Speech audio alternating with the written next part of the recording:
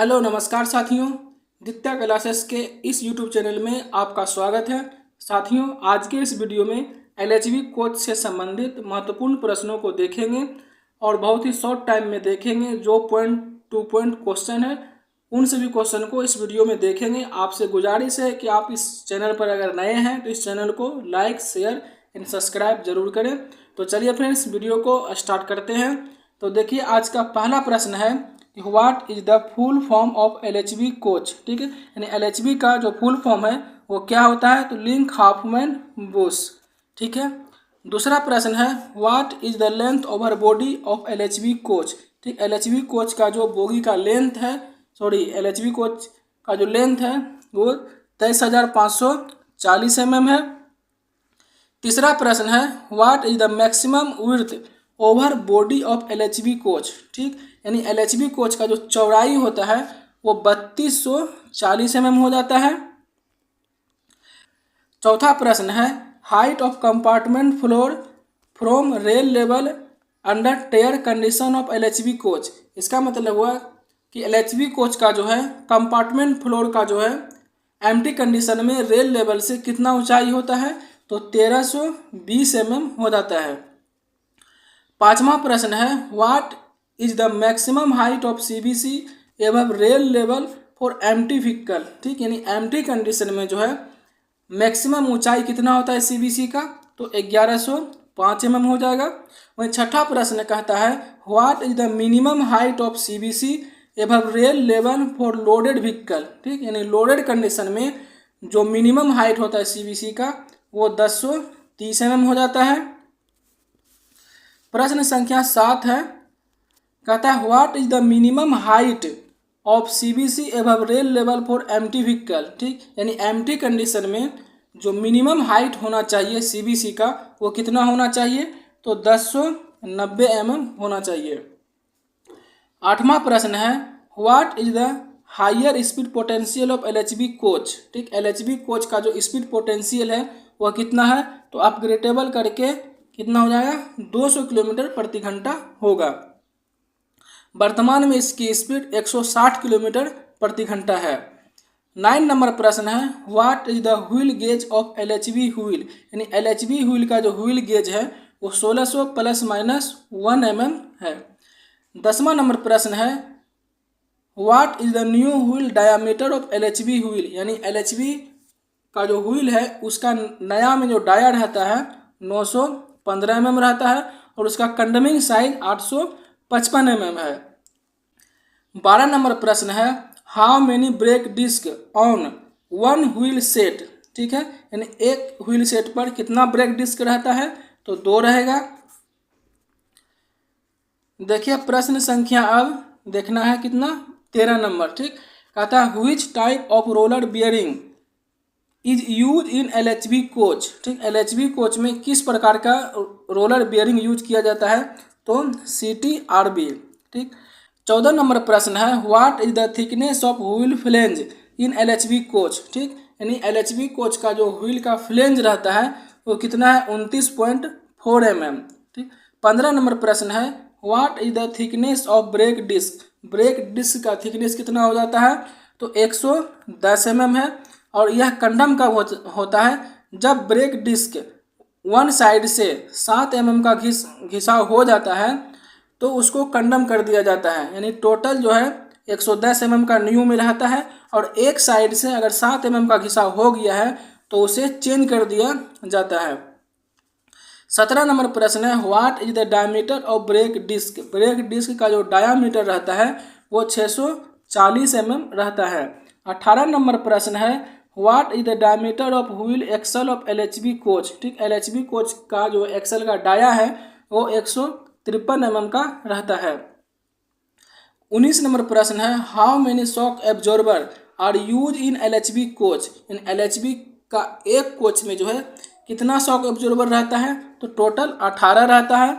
20 number प्रश्न है what is the name of shock absorber connected between bogie and car body. ठीक, तो उस शॉक एब्जॉर्बर का नाम बताना है जो कि बोगी एंड कार बॉडी के साथ कनेक्ट रहता है, तो वो कौन रहता है, यॉ डैम्पर। ठीक, 21 नंबर प्रश्न है, what is the length over CVC of LHB coach. ठीक, एलएचबी कोच का जो है सीवीसी से सीवीसी का जो लेंथ रहता है वो कितना रहता है, वो 24,000 mm रहता है। यहाँ पे 2400 mm टाइप हो गया है इसको, ठीक है, 1 0 और कर दीजिएगा, 24,000 mm रहता है।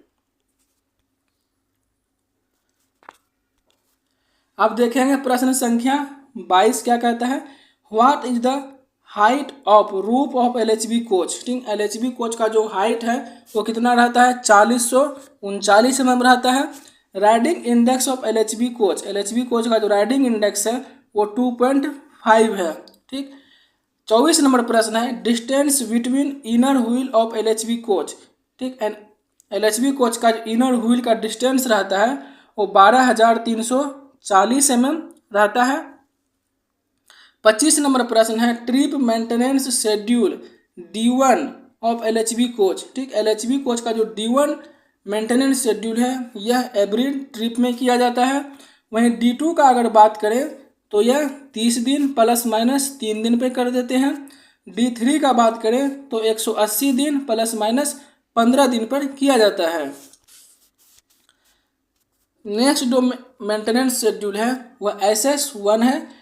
SS का मतलब हो गया शॉप शेड्यूल। ठीक, SS का मतलब हुआ शॉप शेड्यूल। ठीक, तो SS1 जो है वह 1.5 साल या फिर 6 लाख किलोमीटर चलने पर किया जाएगा।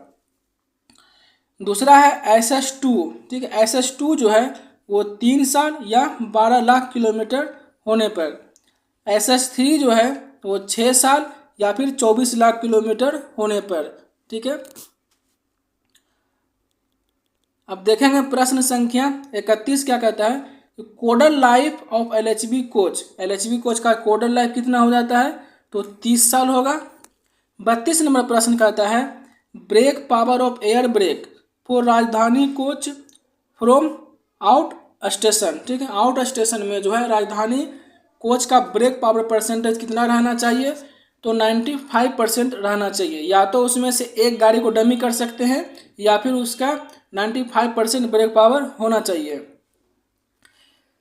अब देखेंगे 33 नंबर प्रश्न कहता है, wheel base of LHB bogie. ठीक, एलएचबी बोगी का व्हील बेस कितना रहता है, तो 2560 mm है। देखिए इस वीडियो में सिर्फ एलएचबी का ही क्वेश्चन देख रहे हैं, इसके लिए दूसरा जो है जैसे आईसीएफ हो गया उसका इसमें डिटेल से बात नहीं कर रहे हैं।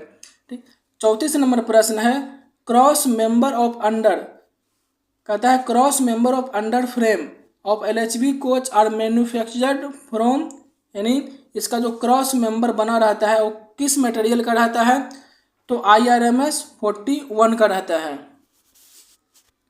अब प्रश्न संख्या 35 देखेंगे, कहता है sole bar of LHB coach.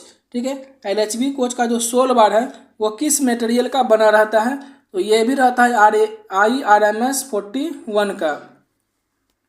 प्रश्न संख्या 36 है, कहता है thickness of sole bar of LHB coach. LHB coach का जो सोल बार है उसका थिकनेस रहता है कितना, 6 mm का। 37 नंबर प्रश्न है, मटेरियल ऑफ यार डैम्पर ब्रैकेट। ठीक, यानी यार डैम्पर का जो ब्रैकेट बना रहता है वो किस मटेरियल का रहता है, तो वह कास्ट स्टील का रहता है। 38 नंबर प्रश्न है, यार डैम्पर इज फिटेड ऑन। यार डैम्पर कहाँ पे फिट रहता है, तो between under frame and bogie frame. ठीक है, यह ध्यान रखिएगा। 39 नंबर प्रश्न है, the fire extinguisher use in AC LHB coach.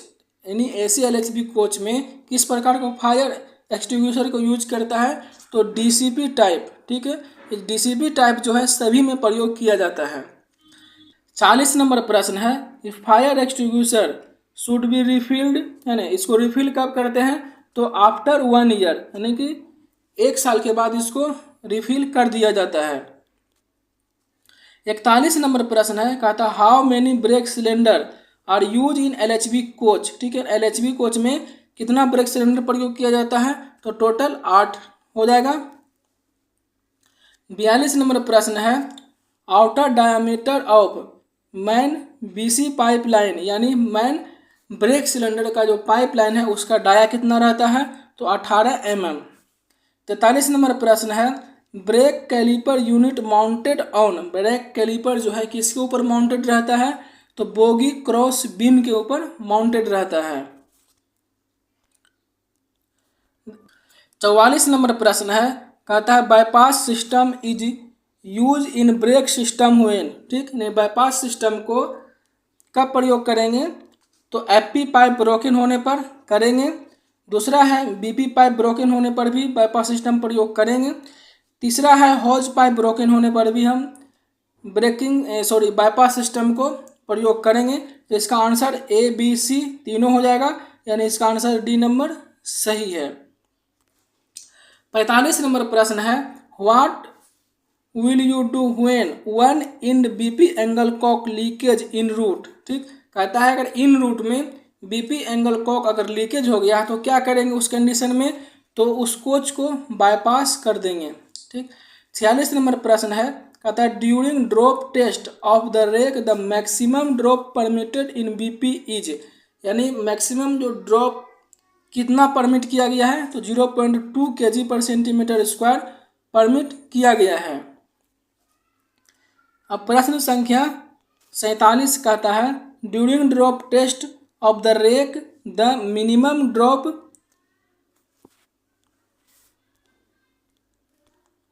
47 number प्रश्न है, कहता है during drop test the rake the maximum drop permitted in FP, यानी एफपी का जो ड्रॉप है वो परमिटेड कितना है, वो भी 0.2 kg/cm² है, ठीक। बीपी का भी 0.2 kg है और एफपी का भी 0.2 kg परमिट किया गया है।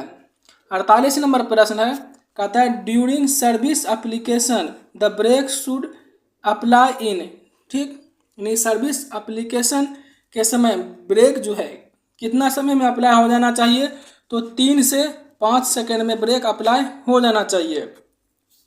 49 नंबर प्रश्न है, कहता है during full brake application the maximum pressure in brake cylinder, यानी फुल ब्रेक एप्लीकेशन किया गया है तो ब्रेक सिलेंडर में कितना प्रेशर आएगा, तो 3 kg/cm² का प्रेशर बनेगा। 50 नंबर प्रश्न कहता है चार्जिंग टाइम ऑफ सीआर, यानी सीआर का जो चार्जिंग टाइम है वो 160 सेकेंड होगा, ठीक है, यहाँ mm लिखा गया है, 160 सेकेंड होगा, ठीक। देखिए 51 नंबर प्रश्न है, कहता है in case of brake winding on one brake disc of one wheel set, यानी एक व्हील सेट पर एक डिस्क में ब्रेक वाइंडिंग हुआ है, तो सबसे पहले हम क्या करेंगे, तो डंप वाल्व को चेक करेंगे, क्योंकि डंप वाल्व का ही काम है ब्रेकिंग और डी ब्रेकिंग करना, ठीक है। अब प्रश्न संख्या 52 देखते हैं, कहता है what is the principle of brake system use of LHB coach, LHB coach में किस प्रकार का ब्रेकिंग सिस्टम प्रयोग करते हैं, तो twin pipe with disc brake air brake system, ठीक। 53 नंबर प्रश्न कहता है कि 125 litre air tank use for, 125 litre का जो एयर टैंक रहता है वो किस पर्पज से प्रयोग किया जाता है, तो उसको ब्रेकिंग पर्पज के लिए यूज किया जाता है। दूसरा रहता है 75 लीटर का एयर टैंक, इसका प्रयोग जो है टॉयलेट पर्पज के लिए प्रयोग किया जाता है। 55 नंबर प्रश्न है bore size of man BP and FP pipe, ठीक, यानी बीपी और एफपी पाइप का जो डाया है वो कितना रहता है, 25 mm। 56 नंबर प्रश्न कहता है diameter of BC line branch pipe, ठीक, यानी कि ब्रेक सिलेंडर का जो पाइप है उसका डाया कितना रहता है, तो 18 mm। वही कहता है कि diameter of brake indicator pipe, ठीक, यानी ब्रेक इंडिकेटर पाइप जो रहता है उसका डायमीटर कितना रहता है, तो 10 mm रहता है। 58 नंबर प्रश्न है, कहता है when brake indicator show red, ठीक, यानी ब्रेक इंडिकेटर जो है हमें रेड शो हो रहा है, इसका मतलब क्या हुआ कि ब्रेक अप्लाई है। अगर ब्रेक इंडिकेटर ग्रीन शो होता है तो इसका मतलब क्या हुआ कि ब्रेक रिलीज कंडीशन में है।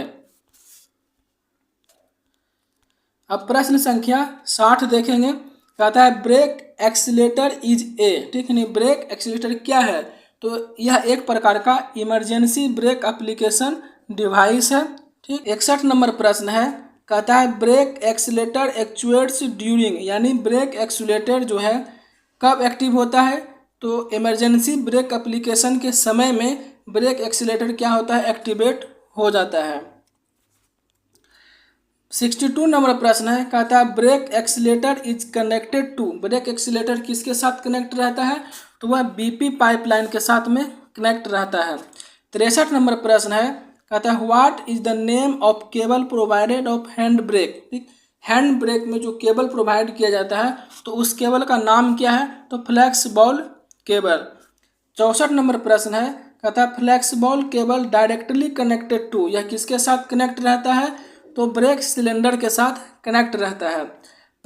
65 नंबर प्रश्न है, कहता है what is the purpose of anti skid system, यानी एंटी स्किड सिस्टम का क्या पर्पज है, तो इसका पर्पज है कि स्किड से बचाना, ठीक, यानी to protect wheel against skidding, ठीक, यानी व्हील को जो है स्किडिंग से बचाता है। देखिए 66 नंबर प्रश्न कहता है the application of dump valve, यानी डंप वाल्व का काम क्या है, तो इसका काम है ब्रेकिंग एंड डी ब्रेकिंग करना, ठीक है, डंप वाल्व जो है ब्रेकिंग का भी काम करता है और डी ब्रेकिंग का भी काम करता है। 67 नंबर प्रश्न है, कहता है elasticity of dump valve operate, ठीक, नहीं इसको कितना इलेक्ट्रिसिटी चाहिए डंप वाल्व को ऑपरेट होने के लिए, तो इसको 24 वोल्ट का डीसी सप्लाई चाहिए, ठीक है। कहीं कहीं जो है पीडीएफ में 110 वोल्ट डीसी दिया हुआ है जो कि गलत है, ठीक है, इसका सही आंसर होगा 24 वोल्ट डीसी। 68 नंबर प्रश्न है, कहता है anti skid system is a, ठीक, एंटी स्किड सिस्टम किस प्रकार का सिस्टम है, तो यह पेनोमेट्रिक सिस्टम है। देखिए प्रश्न संख्या अब 69 देखेंगे, कहता है what is the limit of air gap between sensor and phonic wheel, ठीक है, सेंसर और पोनिक व्हील के बीच का जो गैप रहता है वो 0.9 से लेकर के 1.4 mm तक रहता है। 70 नंबर प्रश्न है, कहता है the 99 code show on micro processor means, यानी कि माइक्रो प्रोसेसर में अगर 99 कोड शो हो रहा है तो इसका मतलब क्या हुआ कि होल सिस्टम वर्किंग परफेक्टली, यानी पूरा सिस्टम जो है सही ढंग से काम कर रहा है, ठीक। 71 नंबर है, कहता if micro processor show 72 code, यानी माइक्रो प्रोसेसर में अगर 72 कोड शो हो रहा है तो इसका मतलब हुआ परमानेंट फॉल्ट एट 1 एक्सल, यानी कौन सा भी 1 एक्सल पर जो है परमानेंट फॉल्ट है।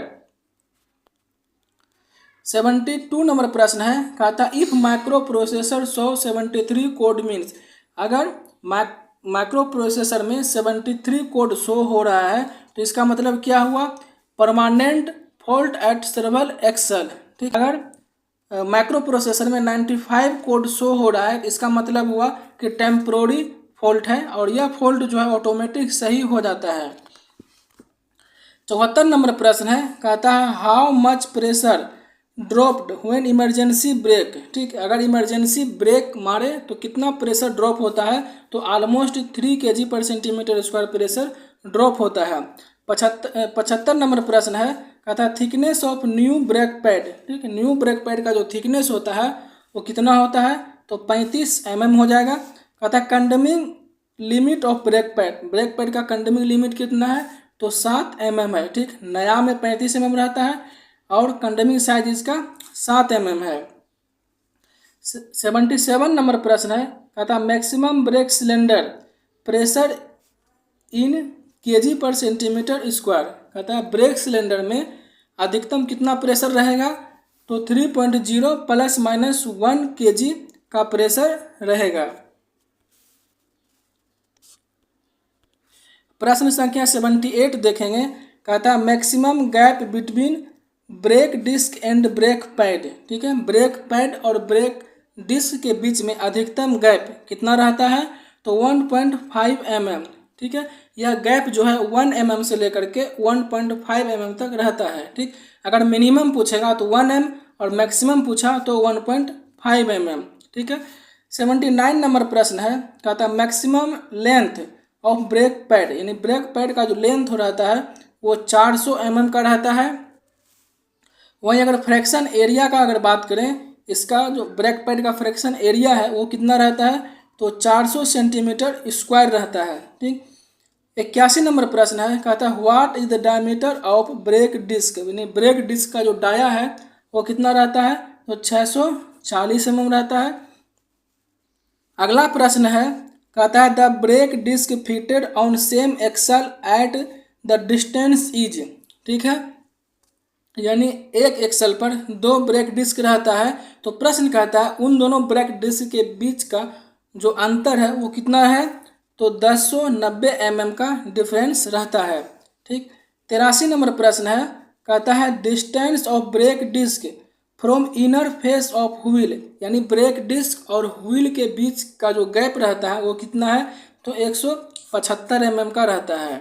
देखिए अगला प्रश्न है, कहता है how many type brake system provided on LHB power car, ठीक है ना, पावर कार में कितना प्रकार का ब्रेक सिस्टम प्रयोग किया गया है, तो 2 प्रकार का रहता है, एक हैंड ब्रेक रहता है और एक एयर ब्रेक रहता है। ठीक है, 85 नंबर प्रश्न है, कहता है hand brake provided on number of wheel is, ठीक है, हैंड ब्रेक जो है कितना व्हील पर लगता है, तो यह एनी 2 व्हील, यानी कोई भी 2 व्हील पर हैंड ब्रेक अप्लाई होता है।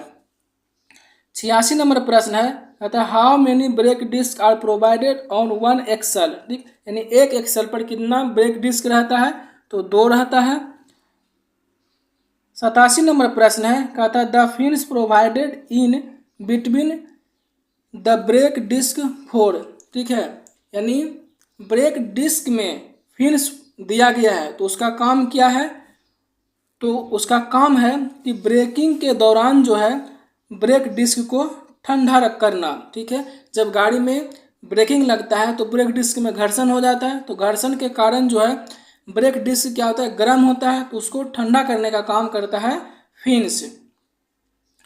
88 नंबर प्रश्न है, कहता है after full brake application the brake should release within, यानी फुल ब्रेक एप्लीकेशन किया गया है तो कितना टाइम में ब्रेक रिलीज हो जाएगा, तो 15 से 20 सेकेंड में ब्रेक रिलीज हो जाएगा।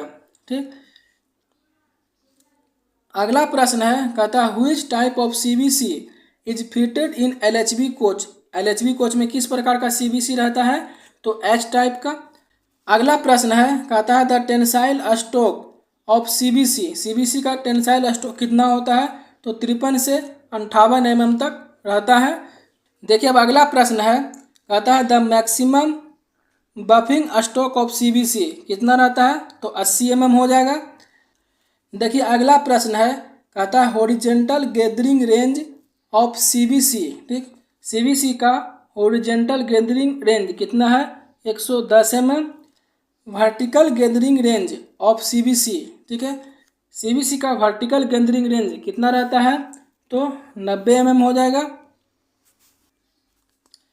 देखिए अगला प्रश्न है, कहता है during coupling operation the speed of vehicle should be, ठीक है, यानी अगर हम 2 कोच को कपल कर रहे हैं तो उसका स्पीड कितना रहना चाहिए, तो 2 से 3 किलोमीटर प्रति घंटा स्पीड होनी चाहिए।